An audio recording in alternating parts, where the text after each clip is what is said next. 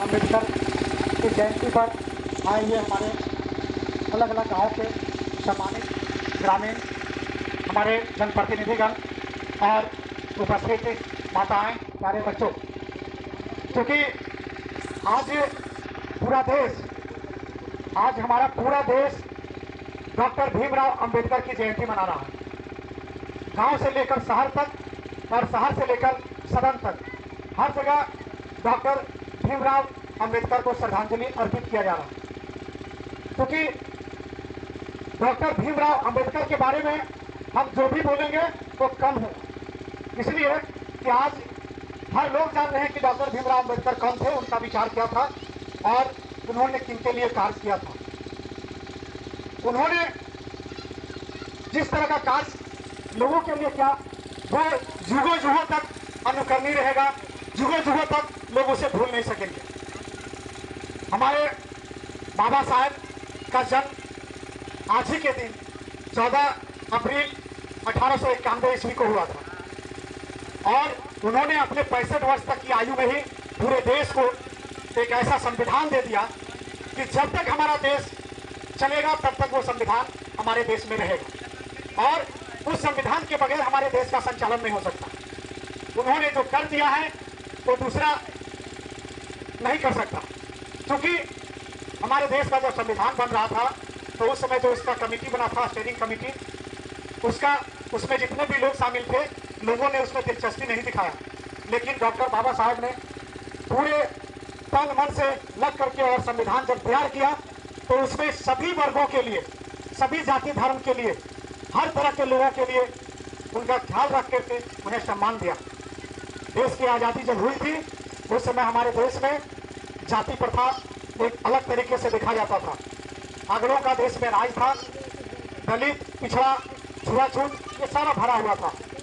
दलितों को स्कूलों में बैठने के लिए जगह नहीं मिलता था और जिस तरह की स्थिति बनती थी वो यदि किसी के यहाँ जाते थे वो बाहर ही रहते थे, उनको एक साथ बैठने की छूट नहीं थी। इन सारी चीज़ों को देखते हुए बाबा साहब ने खास करके दलित, अल्पसंख्यक, पिछड़ा, सर्वहारा वर्ग सभी लोगों के लिए समान रूप से संविधान में अधिकार देकर यह साबित कर दिया कि आने वाले समय में जो स्थिति आज है वो नहीं रहेगा।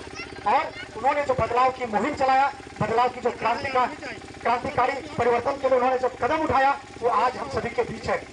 आज हमारे संविधान में जो हमारा मौलिक अधिकार है उनके कारण ही हम देखते हैं कि एक दलित व्यक्ति ऊंचे पोस्ट पर आसीन होते हैं और एक पिछड़ा व्यक्ति अपने सही जगह पर जा पाता है। अन्यथा जो स्थिति थी हमारे देश की उसमें केवल और केवल अगड़ों को ही सत्ता में रहने का जगह मिलता था। खास करके मैं समझता हूँ कि अब इन्होंने बहुत अच्छी बात अपने समय में कहा था कि शिक्षित हो, संगठित बनो और संघर्ष करो। तो आज यदि हमारे बीच में शिक्षा है तभी हम कुछ कर सकते हैं। हम अनपढ़ रह करके, नासमझ रह करके, जाहिल रह के कुछ नहीं कर सकते। समाज में क्रांति की बात करते हैं, परिवर्तन की बात करते हैं, समाज को सही जगह पर ले जाकर स्थापित करने की बात करते हैं, तो हमें अपने बच्चों को पढ़ाना होगा, हमें अपने बच्चों को अच्छी शिक्षा देनी होगी। हम बच्चों को बेहतर शिक्षा देंगे, हम बच्चों के अंदर झलक पैदा करेंगे आने वाले समय में। चूँकि जिस समय बाबा साहब ने शिक्षा ग्रहण किया था उस समय कंप्यूटर का ज़माना नहीं था, उस समय मोबाइल का ज़माना नहीं था। आज हमारे हाथ में मोबाइल है, हमारे पास कंप्यूटर है, अनेक तरह की नई नई टेक्नोलॉजी विकसित हो रही है, हर तरह का विकास हो रहा है। तो उनके हिसाब से हमको आगे बढ़ना होगा, उनके हिसाब से अपने आप को बदलना होगा। और जब तक हम उसके हिसाब से अपने में परिवर्तन नहीं लाएंगे तो हम बहुत पिछड़ जाएंगे, काफ़ी पीछे रह जाएंगे, हमारा समाज बहुत पीछे रह जाएगा। हम देख रहे हैं कि इसी गांव में, इसी अगल बगल के लोग एक तरफ बाबा साहब अम्बेडकर की रैली में शामिल हैं, लोगों को जागरूक करने के लिए मेहनत कर रहे हैं, तो दूसरी ओर कुछ लोग ऐसे हैं जिनको इनसे कोई सरोकार नहीं है। जबकि उन्हें भी समझने की जरूरत है कि आखिर इतने सारे लोग मिल करके रैली निकाल रहे हैं, लोगों को जागरूक कर रहे हैं, तो आखिर क्या बात है, समझना होगा। यदि वो आज नहीं समझेंगे तो उनके बच्चे भी कल उनसे और खराब स्थिति उनकी रहेगी और उस समय फिर जो बुद्धिमान लोग हैं उनके पास वो समझने के लिए आएगा तो उनके साथ भी वही स्थिति होगी, उनको बाद में अपने आप में घृणा और नफरत पैदा होगा। तो हमारा कहना है कि जब तक आप शिक्षित नहीं होंगे, आप शिक्षा ग्रहण नहीं करेंगे, तब तक आप अपने परिवार का विकास, घर का विकास, समाज का विकास, गांव का विकास और राष्ट्र का विकास नहीं कर सकते।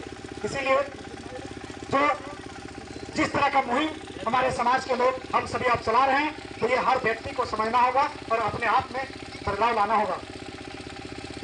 अब विशेष हम इब्राहिम कहकर अपनी बात को विराम देंगे, लेकिन इससे पहले एक बात जरूर बोलेंगे कि बाबा साहब के विचारों को हर व्यक्ति को आत्मसात करना चाहिए और एक मुहिम चलाकर लोगों में शिक्षा का व्यापक प्रचार प्रसार करके और लोगों को भी ये एहसास कराना चाहिए कि बाबा साहब अम्बेडकर कौन थे और उन्होंने हमारे लिए क्या किया।